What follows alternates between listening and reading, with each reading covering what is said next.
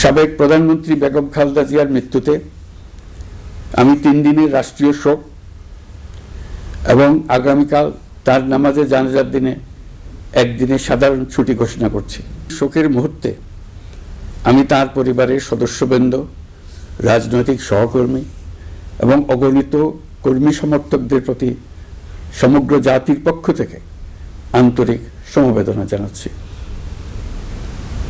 মহান আল্লাহর কাছে আমার প্রার্থনা, তিনি যেন আমাদের সবাইকে এই গভীর শোক কাটিয়ে ওঠার শক্তি দান করেন। বেগম খালেদা জিয়া ছিলেন বাংলাদেশের রাজনীতিতে এক পরম মহিমান্বিত ব্যক্তিত্ব। গণতন্ত্র, বহুদলীয় রাজনৈতিক সংস্কৃতি এবং জনগণের অধিকার প্রতিষ্ঠার সংগ্রামে তার অসামান্য ভূমিকা ইতিহাসে অম্লান হয়ে থাকবে। স্বৈরাচার ও ফেসিবাদের বিরুদ্ধে তার আপোষহীন নেতৃত্ব বারবার জাতিকে গণতন্ত্রহীন পরিস্থিতি থেকে উত্তরণের পথ দেখিয়েছে এবং মুক্তির প্রেরণা জুগিয়েছে।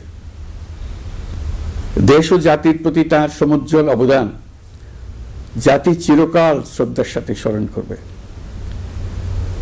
তার দীর্ঘ রাজনৈতিক যাত্রা, গণমুখী নেতৃত্ব এবং প্রিয় মাতৃভূমির স্বাধীনতা ও সার্বভৌমত্বকে সমুন্নত রাখতে তার অবিচল ভূমিকা অবিস্মরণীয় হয়ে থাকবে।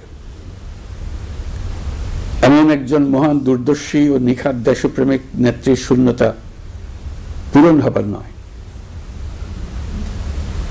প্রিয় দেশবাসী, এই শোকাবহ মুহূর্তে আপনাদের প্রতি আমার উদাত্ত আহ্বান, আসুন আমরা সবাই যার যার অবস্থান থেকে মহান আল্লাহর দরবারে বেগম খালেদা জিয়ার বিদেহী আত্মার মাগফিরাত কামনা করি। একই সঙ্গে জাতির এই কঠিন সময়ে আমরা যেন ঐক্যবদ্ধ থাকি। শোকের এই সময়ে কেউ যেন অস্থিতিশীলতা বা নাশকতার অপচেষ্টা চালাতে না পারে, সে বিষয়ে আমি সবাইকে সজাগ থাকার আহ্বান জানাচ্ছি।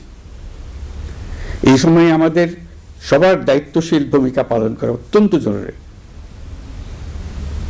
প্রিয় দেশবাসী, সাবেক প্রধানমন্ত্রী বেগম খালেদা জিয়ার মৃত্যুতে আমি 3 দিনের রাষ্ট্রীয় শোক এবং আগামীকাল তার নামাজে জানাজার দিনে একদিনের সাধারণ ছুটি ঘোষণা করছি। নামাজে জানাজা সহ সব ধরনের শোক পালনে শৃঙ্খলা বজায় রাখার জন্য আমি সবার প্রতি বিনীত আহ্বান জানাচ্ছি। প্রিয় দেশবাসী, আমি জানি আপনারা সবাই এই